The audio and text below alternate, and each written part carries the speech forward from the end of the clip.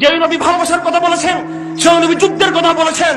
যে নবী সালাতের কথা বলেছেন, হজের কথা বলেছেন, সেই নবী জিহাদ ফি সাবিলিল্লাহর কথা বলেছেন। যে নবী ইতিকাফের কথা বলেছেন, সেই নবী হিজরতের কথা বলেছেন।